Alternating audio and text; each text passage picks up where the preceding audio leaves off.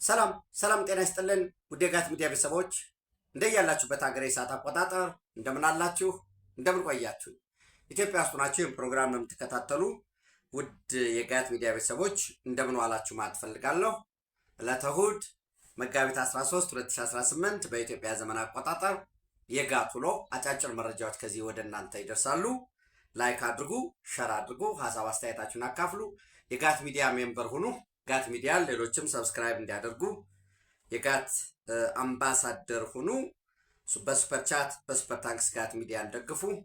ሶስት አጫጭር መረጃዎች ወደ እናንተ አደርሳለሁ። አንደኛ የአሜሪካ የውጭ ጉዳይ ሚኒስትር መስሪያ ቤት ውስጥ ሆኖ ዩኤስኤድን ስለተካው የአደጋና ሰብአዊ ምላሽ ቢሮ በተመለከተ ጽንፈኛው ፋኖን በውስጥ ያጋጠመውን ትርምስ እንዲሁም ወደ ሶማሊያ ፖለቲካ እንሻገርና በደቡብ ምዕራብ ሶማሊያ ክልላዊ መንግስትና በፌዴራል መንግስቱ መካከል ያለውን ከፍ ያለ ሽኩቻ አይተን ወደ መካከለኛው ምስራቅ ተሻግረን በዚያ ያሉትን አጫጭር መረጃዎች ወደ እናንተ አድርሼ ፕሮግራማችን ፍጻሜውን የሚያገኝ ይሆናል ማለት ነው። በድጋሚ ላስታውሳችሁ፣ ላይክ አድርጉ፣ ሸር አድርጉ፣ ሀሳብ አስተያየት አካፍሉ። የጋት ሚዲያ ሜምበር ሆኑ። ጋት ሚዲያን በሱፐር ቻት በሱፐር ታንክስ ደግፉ። እየደገፋችሁ ስለሆነም እጅግ የከበረ ምስጋና ይድረሳችሁ። የመጀመሪያው እንግዲህ እንደምታውቁት ወይ እንደምታስታውሱት የአሜሪካ መንግስት አንደኛው ክንፍ ነው፣ አንደኛው አርም ነው፣ ጉዳይ አስፈጻሚ ነው የሚባለው እርዳታ ይሰጣል፣ የልማት ተግባራትን ያቀላጥፋል፣ ነገር ግን አብሮት የሚመጣ ፖለቲካ አለው ይባል የነበረው ዩኤስኤድ የለም፣ የአሜሪካውያን ግብር ከፋዮችን ገንዘብ ያለ አግባብ የሚበትን ነው፣ ሁለተኛ ደግሞ ከአሜሪካ ብሔራዊ ጥቅም ጋር የሚሄድ አይደለም በሚል ዶናልድ ትራምፕ ወደ ስልጣን መምጣታቸውን ተከትሎ ዲክሪ ወይም ይሄ ምንድን ነው አዋጅ፣ የፕሬዚደንሻል አዋጅ በማወጅ ዘግተውታል። እሱ መዘጋቱን ተከትሎ እንግዲህ ኢፌክቱ ቀላል አልነበረም። በሬዲዮ ጣቢያዎች፣ በጋዜጣ ተቋማት፣ በሚዲያዎች በአጠቃላይ በሰብአዊ መብት ተቋማት ከፍተኛ የሆነ ጫና ነው ያስከተለው። ሌላው ቀርቶ እነ ቢቢሲ ሁሉ የዚህ ተጠቃሚ ነበሩ የሚል ጽሁፎች ወጥተው አንብበናል ማለት ነው። ዝሮ ዝሮ የአሜሪካ የውጭ ጉዳይ መስሪያ ቤት ሙሉ ለሙሉ ከመዝጋት ይልቅ በተወሰኑ ዘርፎች ላይ በተለይ በምግብ ምርምር ላይ ከአቅም በላይ ሀገራት ከአቅም በላይ የሆነ የከፋ የሰብአዊ ጉዳት ቢያጋጥማቸው ወይ በጦርነት ወይ በድርቅ ምክንያት ድጋፍ የሚያደርግ በውጭ ጉዳይ ሚኒስቴር ውስጥ አንድ የአደጋና ሰብአዊ ምላሽ ቢሮ አቋቁሟል። ወይንም ይሄ ቢሮ ኦፍ ዲዛስተር ኤንድ ሁማኒታሪያን ሪስፖንስ የሚባለው ማለት ነው። ከነዚህ ውስጥ አፍሪካ ውስጥ ማዕከል እንዲሆኑ የተመረጡት ኢትዮጵያ፣ ኬንያ እና ሴኔጋል ዳካር ናቸው ማለት ነው። ይሄ የኢትዮጵያው ቢሮ ከኢትዮጵያ ባለፈ ሌሎችንም ለማስተባበር በቀጠና ያሉትንም ለማስተባበር ጠቀሜታ አለው ማለት ነው። አዲሱ ቢሮ የፈጣን የአደጋ ጊዜና የሰብአዊ ድንገተኛ እርዳታ ብቻ የሚያደርግ ይሆናል ማለት ነው። እንደ ከዚህ በፊቱ ለምሳሌ የሕክምና የተለያየ ድጋፍ ያደርግ ነበር። እሱ በተናጠል የሚከናወን ይሆናል። በማዕከል አሜሪካ ላይ በውጭ ጉዳይ ሚኒስቴር ውስጥ 200 ገደማ አካባቢ ከዩኤስኤድ ቀድሞ ሲያስተባብሩ የነበሩ 224 ገደማ ሰራተኞች ይኖሩታል። በእነዚህ ባልኳችሁ በ12 ዓለም አቀፍ ማዕከላት ከአፍሪካ ኢትዮጵያ አዲስ አበባ ላይ፣ ኬንያ ናይሮቢ እና ሴኔጋል ዋና ከተማ ዳካር፣ እነዚህ ብቻ ይኖራል ማለት ነው።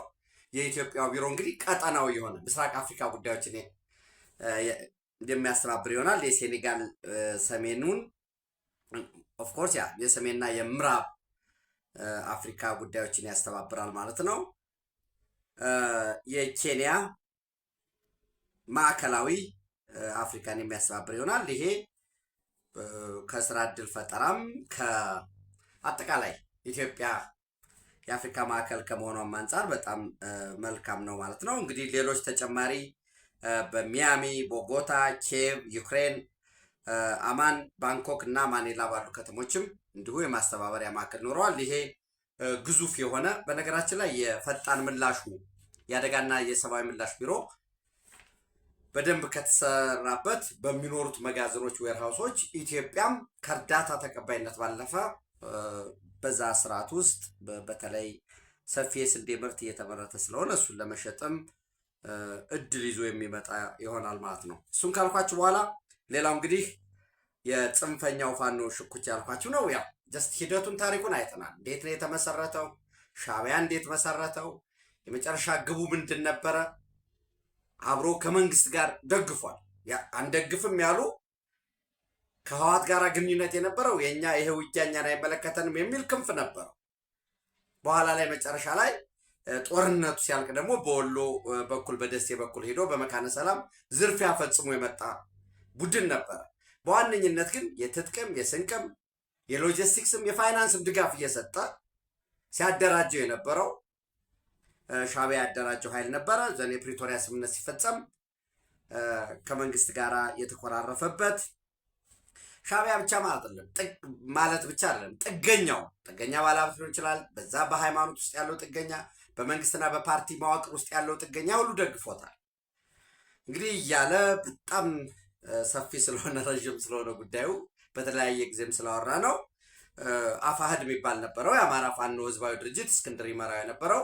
የአማራ ፋኖ ብሔራዊ ኃይል አፋብኃ የሚባል ደግሞ በኮሚቴ ይመራ ይነበራል። አፋብኃ የጎጃሙ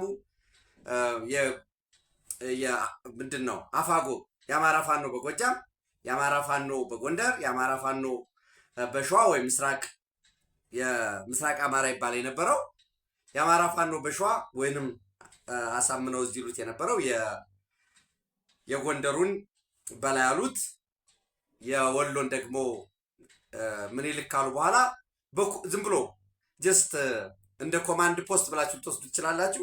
የኮሚቴ አመራር ነው የነበረው። እሱ እንግዲህ ሻዕቢያ ከፍተኛ ግፊት በማድረጉ ዘንድ ደግሞ በቅርቡ ደግሞ ኦልሞስት አመት እየተጠጋው ነው ጽምዶ በሚል ህወሓትም ወያኔም ደግሞ ለሻዕቢያ በመገበሩ በጋራ ልክ እንደ ሸር አሁንም ስቲል የሻዕቢያ ሸር ቢበዛም በጽንፈኛው ፋኖ ውስጥ ተጽዕኖ ፈጣሪነቱ የድርሻ ባለቤትነቱ ሻዕቢያ ቢበዛም አሁን በፋኖ ውስጥ ህወሓት ወኪል አግኝቷል። በተለይ በዋነኝነት መጀመሪያ አካባቢ ይሄ ጦርነት አይመለከተንም እያሉ ከጀርባ ሌላ ሲያደራጁ የነበሩ መከላከያ ሰራዊት ሲዋጋ በጀግንነት ሲፋለም ሲዋጋ ቁስለኛውን ዋጋ እያስከፈሉ ጭምር የጦር መሳሪያ ሲነጥቁ ሲዘርፉ የነበሩት ቀጥታ ተጠሪነታቸው ለወያኔ የነበሩት የሻዕቢያና ወያኔ ወይም ህወሓት በጋራ በመሆናቸው ሰብሰብ ሲሉ ጫና ተፈጥሮ በውስጥም በውጭም አንድ ከሆኑ በኋላ እንግዲህ አንድ ሆን የሚባለው ሌላ አይደለም አፋብን ማለት ነው። እስቲል ግን የአፋብኃ የሚባለው እና የአፋህድ በጋራ ታጣቂው መርጃ አላደረገም፣ አልተዋሃደም። ውህደት ፈጥሮ በአንድ ላይ ስላችሁ ምን እያልኩ መሰላችሁ? አንድ ሆኖ ተዋጋም አልተዋጋም አንድ አልሆነም። ለምሳሌ በቅርቡ ወደ አንድ ተዋህዶ መዋጋት አለበት የሚባለው ሊቀበሉ አልቻሉም። የወሎችም አልተቀበሉም። በነዘመነ ውስጥ ያለው የጎጃሙም ታጣቂ አልተቀበለም ማለት ነው። እንግዲህ ሌሎች ደግሞ አሁን ይሄ አፋብን የሚባለው አዳዲስ የሆኑ ተጨማሪ ተግባራትን ጨምሯል። አንደኛ ንግድ ውስጥ መሰማራት አለብን በሚል ያስቀመጡታል። ህገወጥ የቁም እንስሳ ንግድ እንነግዳለን፣ ህገወጥ የወርቅ ንግድ እንነግዳለን፣ የጦር መሳሪያ ዝውውር ውስጥ የመግባት እዚህ ውስጥ ለመግባት ምን እያደረጉ ነው ያሉት? አሁን የመውጫ ኮሪደር የሚባሉትን ለምሳሌ ዘመነ ካሴ ከጉምዝ ታጣቂዎች ጋር ተነጋገሩ፣ መተከል ውስጥ እንደዚህ አደረገ ምናምን። ያ የመታረቅ ያለመታረቅ ወዘተረፍ አይደለም። ኮሪደር የማስከፈትና በዛ ከሱዳን ጋር የጦር መሳሪያ የማስገባት የጦር መሳሪያ ከኤርትራ የሚመጣውን በቀጥታ የጦር መሳሪያ የማስገባት በተመሳሳይ የቁም እንስሳ የመነገድ ወርቅ የመነገድ አደገኛ እጽ የመነገድ ሌሎችን ተግባራት ለመስራት ሂውማን ትራፊኪንግን ጨምሮ የሰው ዝውውርን ጨምሮ በዚህ ላይ ለመሰማራት ኮሪደር የማስከፈት ጉዳይ ነው።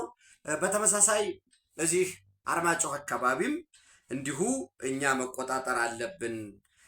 ምንድነው አንድ አቅጣጫ ያስቀመጡላቸው እዚህ ማዕከላዊ አርማጭሆ ጃንሱማ የሚባል አካባቢ ላይ በነበረ ስብሰባ እነ ሀብቴ ወልዴ የሚመሩት በተወሰነ መልኩ በቋራ በኩልም ይሁን እንጂ እነ ሳሙኤል ባለድል የሚባለው ያለበት አርማጭሆ በኩል የጦር መሳሪያ የማስወጣት የቁምሳ የመነገድ ዕጣን ሙጫ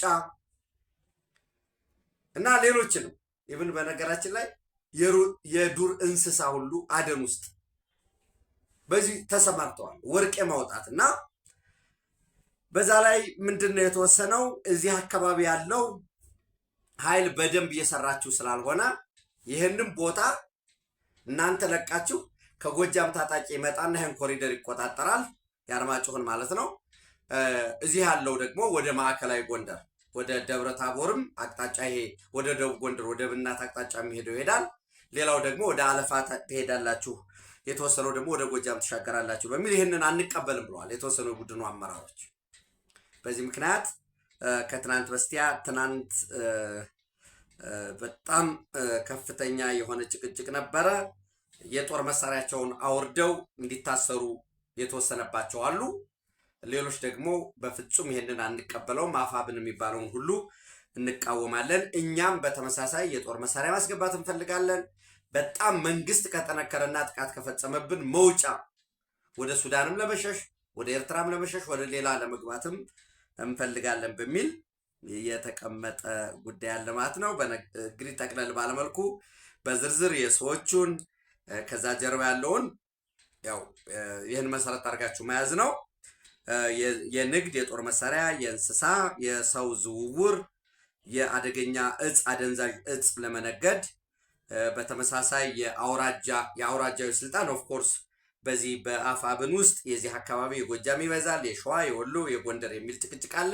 እዛው ደግሞ እንደገና አሁንም የደቡብ ጎንደር ይበዛል፣ የሰሜን ጎንደር፣ ምዕራብ ጎጃም ይበዛል፣ ምስራቅ ጎጃም፣ ከዛው እንደገና ደግሞ ከምዕራብ ጎጃም ደግሞ ይህ አካባቢ አለ ይህ አለ የሚል ከፍተኛ የሆነ ሽኩቻ አለ። የአውራጃዊነት እንዲሁም ያልተጠናቀቀው ውህደት የሀብት ክፍፍል ለምሳሌ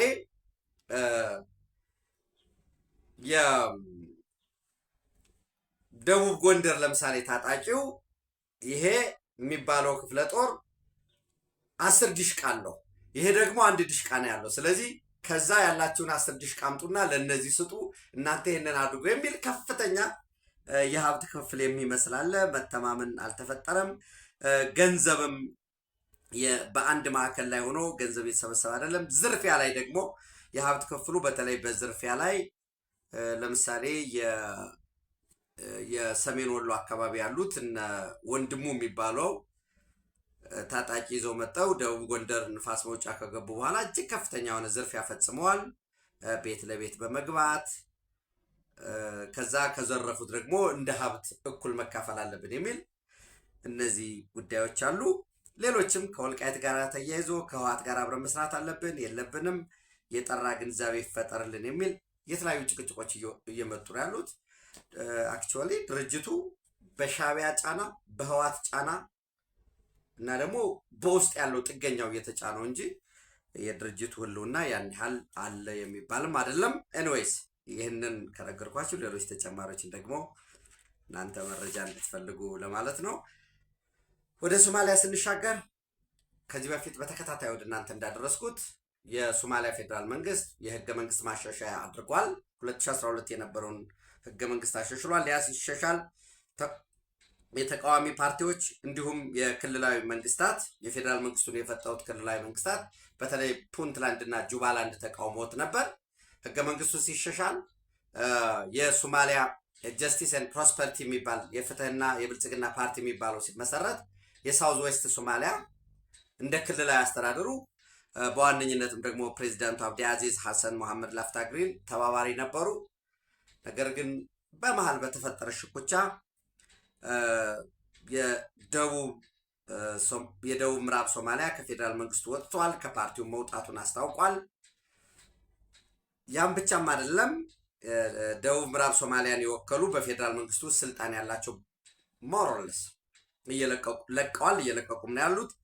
በትናንትናው ዕለትም ወደ አደናዴ ዓለም አቀፍ አውሮፕላን ማረፊያ ያለው ጉዞ የሄዱ በአብዛኛው የደቡብ ምዕራብ ሶማሊያ ክልል የህዝብ ተወካዮች የህግ አውጪው ምክር ቤት አባላት ኤንዌስ በረራቸው እንዲስተጓጎል ተደርጓል ማለት ነው። ትናንት ምረቃ ነበር። የክልላዊ ፖሊሱ የጸጥታ ምረቃ ባይዶዋ ላይ ነበረ። በዛ ምረቃ ላፍታግሪን መሐመድ ላፍታግሪን የክልላዊ መንግስቱ ፕሬዝዳንት የፌዴራል መንግስቱ ግልጽ የሆነ ወረራ ፈጽሟል በደቡብ ምዕራብ ሶማሊያ ክልል ላይ አንድ፣ ሁለተኛ የደቡብ ምዕራብ ሶማሊያን አጠቃላይ ህዝብን ያው ኢኮኖሚውንም መብቱንም ለማናጋት በሚል ከተቃዋሚዎች ጋር ያበሩ ከፍተኛ ባለስልጣናት አሉ። የልዩ ኃይል ስልጠና የወሰዱትን እያመጣ እያሰፈረ ነው ያለው። በተለይ ባረዌ የምትባል ባይዶዋ ነው አሁን ያለው የደቡብ ምዕራብ ሶማሊያ። ነገር ግን ህጋዊ መቀመጫዋ ባረዌ ነች። እዛ ባረዌ ያለውን የፕሬዝዳንት ጽህፈት ቤት ተቆጣጥሯል። ያው ባይዶዋ ቢኖሩም ይህ ትክክል አይደለም። የደቡብ ምዕራብ ሶማሊያ የጸጥታ እንዲሁም የደህንነት በጋራ በመሆን መዋጋት አለባቸው፣ እንዋጋለን እስከ መጨረሻ የሚል ይህንን መግለጫ አውጥተዋል። በነገራችን ላይ ባረዌ ልክ በቁጥጥር ውስጥ ሲገባ የባረዌን ቤተመንግስት ይጠብቁ የነበሩት የጸጥታና ደህንነት ሰራተኞች በጀልባ አምልጠዋል። እሱን ሲያመልጡ የጁባላንድ ክልላዊ መንግስት በተመሳሳይ አቀባበል ካደረገላቸው በኋላ ጁባላንድም ከደቡብ ምዕራብ ሶማሊያ ጋር በመሆን የፌዴራል መንግስቱን ለመፋለም የሚያስችል ጥያቄ ከተጠየቁኝ ወታደሮች ልካለሁኝ ብሏል። ይሄ ከፍተኛ የሆነ ሽኩቻው በከፍተኛ ሁኔታ እንዳደገ ነው የሚያሳየው። አውቶሪቲ ኢን ጁባላንድ ኤንድ ፑንትላንድ pledge to send troops to the region to counter federal pressure በሚል የተቀመጠ አለ። ይህንን የምናየው በተደጋጋሚ እንደምላቸው የሶማሊያን የውስጥ ፖለቲካ የምናየው ከኢትዮጵያ ጋር በቀጥታ የተያያዘ ስለሆነ ማለት ነው። ተመሳሳይ ቋንቋ፣ ተመሳሳይ ጎሳ የሚጋሩ ነገር ግን የቅኝ ገዢዎች ያሰመሩት ድንበር ስላለ ከዚህ አንጻር በደንብ ማየት ስላለብን ማለት ነው። ሌላው እንግዲህ ወደ መካከለኛው ምስራቅ ስንሄድ በትናንትናው ዕለት የእስራኤል መከላከያ የተጠናከረ ድብደባ በኢራን ላይ እንፈጽማለን የሚል መግለጫ አውጥቷል። እንግዲህ ዶናልድ ትራምፕ ወደ ጦርነቱ ስንገባ ይዘናቸው የነበሩትን ግቦች ከወዲሁ ቀድመን አሳክተናል በሚል ያስቀምጠዋል። የመካከለኛው ምስራቅ ወዳጆቻችንን ደህንነት መጠበቅ፣ ኢራን የኒውክሌር ቦምብ ባለቤት እንዳትሆን ማድረግ እና የምትሆን ከሆነም ፈጣን ምላሽ ሊሰጥ በሚችልበት በቀጣይ የምትሆን ከሆነ የባላስቲክ ሚሳይል ካፓቢሊቲዋን፣ የባህር ኃይሏን፣ አየር ኃይሏን እነዚህን ማውደም፣ ሮኬቶን እና መተኮሻ ላውንቸሮችን በሙሉ እነዚህ የተቀመጡትን አሳክተናል የሚል ተቀምጦ ነበር። ወይራስ በእስራኤል በኩል ደግሞ እንደገና የምናደርገው ድብደባ ተጠናክሮ ይቀጥላል በሚል የቀረበ ነበረ። ትናንት ወደ ዲያጎ ጋርሻ እንግዲህ ህንድ ውቅያኖስ ላይ ያለ ደሴት ነው። 4000 ኪሎ ሜትር ይርቃል ከኢራን። ወደዛ ጥቃት መፈጸሙ አነስተኛ ካፓቢሊቲ ነው ያላት፣ የሚዲየም ሬንጅ ነው፣ መካከለኛ ርቀት ነው የሚባለው። የትክክል አይደለም የሚባለውን የሚያሳይ ነው። ኦፍ ኮርስ ከፍተኛ የኢራን ባለስልጣናት እኛ ያለንበትም እያሉ ነው። ወደ ዲያጎ ጋርሻ ሚሳይል አልተኮስንም።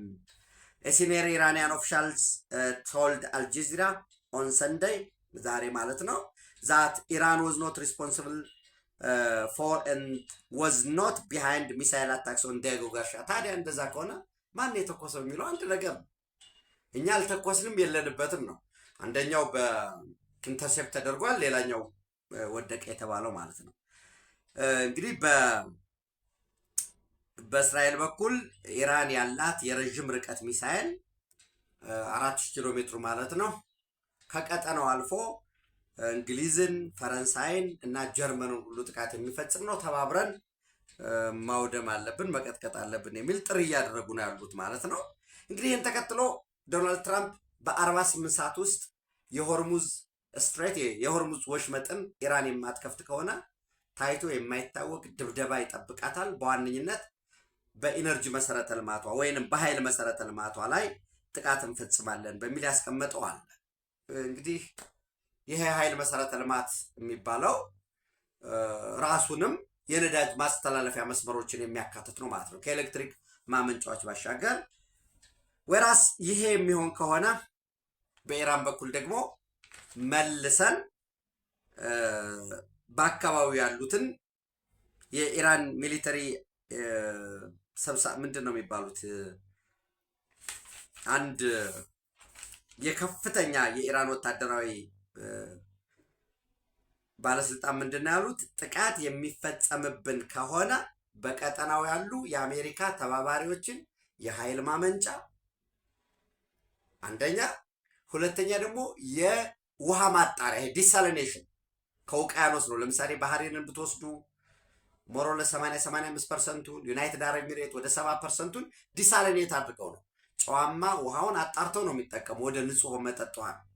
ይህንን በሙሉ እናወድማለን፣ ወደ ጨለማ እንቀይረዋለን በሚል ያስቀምጡታል።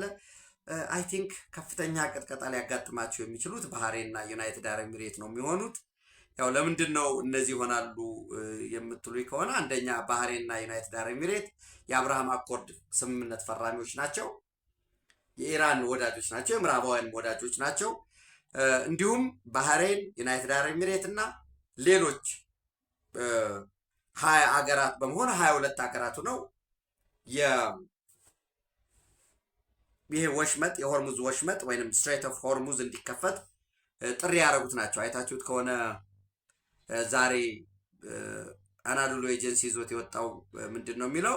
ባህሬን፣ ዩናይትድ አረብ ኤሚሬት ጆይንት ዩኒ አዘር ካንትሪስ ኢን ፕሌጂንግ ሬዲነስ ቱ ሴፍጋርድ ስትሬትስ ኦፍ ሆርሙዝ ሺፒንግ። ይሄ በጋራ ሁነው ዩናይትድ አረብ ኤሚሬት፣ ባህሬን፣ እንግሊዝ፣ ፈረንሳይ፣ ጀርመን፣ ኢታሊ፣ ኔዘርላንድ፣ ጃፓን፣ ካናዳ፣ ሳውዝ ኮሪያ፣ ኒውዚላንድ፣ ዴንማርክ፣ ላትቪያ፣ ስሎቬኒያ፣ ኢስቶኒያ፣ ኖርዌይ፣ ስዊድን፣ ፊንላንድ፣ ቼክ ሪፐብሊክ፣ ሮማኒያ፣ ሊቱዌኒያ እና አውስትራሊያ ሆነው የሆርሙዝ ሰርጥን ለማስከፈት ዝግጁ ነን ያሉ ሀገራት ናቸው። ስለዚህ በዚህ 48 ሰዓት ውስጥ እንዲከፈት የሚል ኢራን ክፍት ታድርግ። ይህን ማታደርግ ከሆነ ታይቶ ተሰምቶ የማይታወቅ ድብደባ ይፈጸምባታል። ኦፍኮርስ ምላሽ ሰጥተዋል ኢራናውያን። አሁንም አልተዘጋም። የተዘጋው ለኢነሚ ብቻ ነው፣ ለጠላቶቻችን፣ ለኢራን ኢነሚስ። ምን ማለት ነው? ለእስራኤልና አሜሪካ ልትጠቀመው አትችልም። ስለዚህ በሌላ መልኩ ለዩኤም ለሳውዲ አረቢያም ለእነዚህም ዝግ ነው ማለት ነው። ቻይና ወይ ሌሎች ሊጠቀሙ ይችሉ ይሆናል እና ይህስ ወደ የት ያመራል የሚለውን ማየት በጣም አስፈላጊ ይመስለኛል። የእስራኤልና አሜሪካ ትናንት የናታንስ የኒውክሌር ማበልጸጊያ ማዕከል መደብደባቸውን ተከትሎ ሜቢ ለዛ ምላሽ ሊሆን ይችላል። በደቡብ እስራኤል በሚገኙ ዲሞናና አራድ በሚባሉ አካባቢዎች የሚሳኤል ጥቃት ፈጽማለች ኢራን። በተለይ ዲሞና ላይ የደረሰው ጥቃት ዲሞና ከከተማው 13 ኪሎ ሜትር የዲሞና ኒውክሌር ሴንተር አለ። ያው በዓለም አቀፍ ደረጃ ኒውክሌር ታጠቂያለሁኝ ብላ አታውቅም። እስራኤል ግን ከ70 እስከ 90 ድረስ የኒውክሌር የጦር መሳሪያ እንዳላት ይነገራል። ታክቲካልን ጨምሮ ማለት ነው። ከኒውክሌር የጦር መሳሪያ በጉዳቱ ዝቅ ያለ ማለት ነው እና በዚህም ከ100 በላይ አንድ የመኖሪያ ቤት ህንፃ ላይ ውድመት ፈጽሞ ዲሞናን እና አራድ ላይ ከሁለቱም የደረሰው ከ100 በላይ ሰዎች ጉዳት እንደደረሰባቸው ጥቃቱ ዓላማ አድርጎ የነበረው ወደ ዲሞና እንዳልኳቸው 13 ኪሎ ሜትር ርቀት ላይ ያለው የኒውክሌር ጣቢያን እንደነበረ ነው የተጠቀሰው። ይህ እንግዲህ ጦርነቱን የበለጠ ቅርጹ እንዲቀይር ያደርገውም ወይ የሚለውን ማየት አስፈላጊ ይመስለኛል። አይ ቲንክ ታክቲካል ኒውክሌር ሊጠቀሙ አይችሉም ወይ የሚለውን አብረን የምናየው ነው የሚሆነው ማለት ነው። ይህንን ካልኳቸው እንግዲህ ምናልባት በዛሬው ዕለት ኳታር ላይ አንድ የጦር ሄሊኮፕተር ተከስክሶ 7 ሰዎችን የጫነ ሄሊኮፕተር ተከስክሶ 6ቱ መሞታቸው ተረጋግጧል። አንደኛው እየተፈለገ ነው። ሆፕፉሊ አንደኛው ሊተርፍ የሚችል አይመስለኝም። አንደኛውን እየፈለግን ነው ብለዋል። እስካሁን የቴክኒካል የሆነ ማልፋንክሽን ወይም የቴክኒካዊ ብልሽት ስለደረሰበት ነው በሚል የተቀመጣለ። ሳውዲ አረቢያም የኢራንን የሚሊተሪ አታሼ ወይንም በሳውዲ አረቢያ የኢራን ኤምባሲ ውስጥ የሚሰሩ የሚሊተሪ አታሼ እና ረዳቱን እንዲሁም ሌሎች 3 የኤምባሲው አባላትን በድምሩ 5 የኤምባሲው አባላት የወታደራዊና ደህንነት አታሺዎች በ24 ሰዓት ውስጥ ለቀው እንዲወጡ ፐርሰናል ነንግራታ የሚባለውን ፍቃዳቸውን ነጥቃለች። ይህን የምታስታውሱ ከነበረ ኳታርም እንዲሁ ከአንድ 5 ቀን በፊት በተለይ ይሄ ራስ ላፋን የሚባለው የተፈጥሮ ጋዝ ማጣሪያ መመታቱን ተከትሎ የሚሊተሪ እና የደህንነት አታሺዎችን ያባረረችበት ሁኔታ ነበረ። እንግዲህ ይሄ መካከለኛው ምስራቅ ወዴት እየሄደ ነው? ኢራን ወደ ቀጥታ በዚህ በኢነርጂ ፋሲሊቲዋ ላይ ጥቃት የሚደርስባት ከሆነ ሀውቲዎችን የየመኑን ሀውቲ ተጠቅማ ተጨማሪ የሆነ በባቤል መንደብ ላይ ጉዳት ወይንም እንዲዘጋ ልታደርግ ትችላለች ወይ? ያ የሚደረግ ከሆነስ የሚዘጋ ከሆነ ከኢትዮጵያ በኩል በዋነኝነት ያው በምስራቅ አፍሪካ ቀጠና የተሻለ ወታደር የተሻለ ብቻም ሳይሆን ከፍተኛ የሆነ ወታደራዊ አቅምም ያንን የማድረግ ካፓቢሊቲም ካፓሲቲም ያላት ኢትዮጵያ ነች እና ከዛ ሳይድስ ምን ይጠበቃል የሚለውን ተጨማሪ ባቤል መንደብን በተለይ በዋነኝነት መረጃ አሰባስቤ በጋት ዕለታዊ ምሽት ወደ እናንተ ምድረስ ይሆናል። ኢትዮጵያ ክብር ለዘላለም ትኖር። ታንኪዩ